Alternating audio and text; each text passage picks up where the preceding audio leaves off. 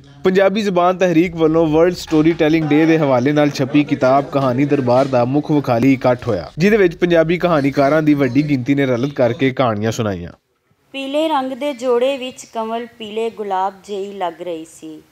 मोतिये दे गजरे चिट्टियां कलाइयां च महका मार रहे सन ते मोतिये दियां वालियां गोरे कन्नां विच नच नच के झूल रहीआं सन।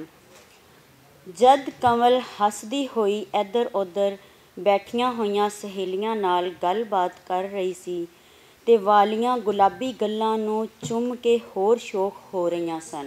सजरी सवेर दा सोहना समा सी। रावी दरिया दंदे दूर दूर तीकर खेतां दी हरियावल सी। प्रभात दी हवा किकली पा रही सी। त्रेल दे निक्के निक्के कतरे मोतियां वांगरां लिशक रहे सन। कौशलपुरी दा सुंदर शहर नहाती धोती ते बनी फब्बी वहुटी वांगरां अखियां विच खुभ रहा सी। उस दिन रोज़ के मामूल तो पहला ही यासर की अख खुल गई तो उन्होंने चेते आया कि उन्हें सैर करने लई पैलियां वाल भी जाना है तो घट्टो घट्ट 2 मील का पिंडा करके आना। उत्तों उस दिन रात का रह गया होया काम भी बथेरा पिया सी जिहड़ा हर सूरत मुकाना जरूरी सी। यही सोच के वह बाहर पैलियां वाल निकल गया। आम हयाती में सवेरे उठ के सैर करना तो बड़ी दूर की गल है, बिस्तरे तो ही 8-9 बजे उठता सी। उस दिहाड़े सवेरे जागण की जिहड़ी सब तो वड्डी वजह सी वो ये कि उहदा ब्लड प्रैशर बहुत चोखा उत्ते चला गया सी।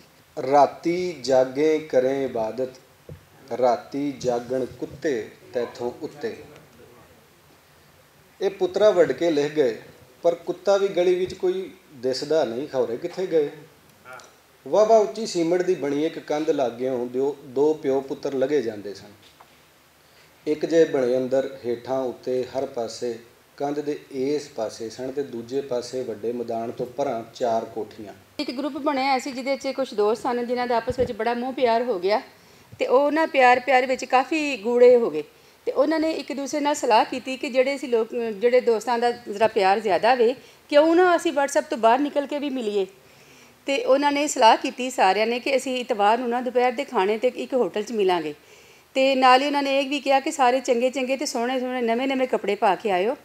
इकट्ठ विच शानदार कहानियां सुनाईयां गईयां जिन्हां नूं रलतियां खूब दाद दित्ती ते आखिया कि कहानी सुनाना पंजाब दी उचेची रीत है जिन्नू जिंदा रखना घर दे वड्डियां दा काम है। पैरों नंगियां ते सिरां ते चादरां। वड्डी दी उम्र 25 तो थल्ले ते दोहां ढाकां ते 2 नियाणियां विचकार वधिया होया ढिड दस रहा सी कि महीने 10 दिनां तक ही रब खुशी विखाण वाला है। जद कि छोटी ने जिन्नू बिला झिझक कुड़ी कहा जा सकता है हाली मां बनन दी बिल्कुल भी हकदार नहीं।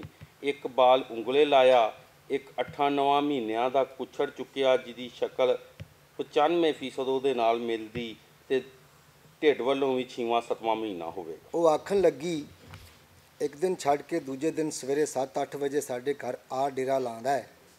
खेखन करदिया होया सहकदा है जिवें बीमार होवे, फिर हफिया होया होमन का वखाला करदा है ते आखदा है कच्ची लस्सी का गिलास बनाओ।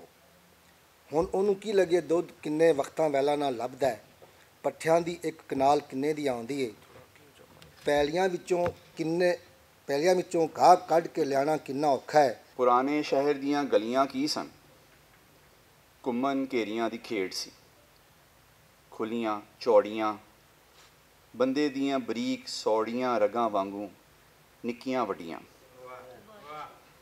वखरियां वखरियां एक दूजे नाल खैंदियां रलदियां ते नाल नाल टुरदियां भी। 51558 कैश मशीन ते खड़ा मैं अपना निजी पछाण नंबर पंच करदा ते पट पट पट मशीन 5-500 दे 20 नवें नकोर नोट उगलती है, पूरे 10,000 रुपए।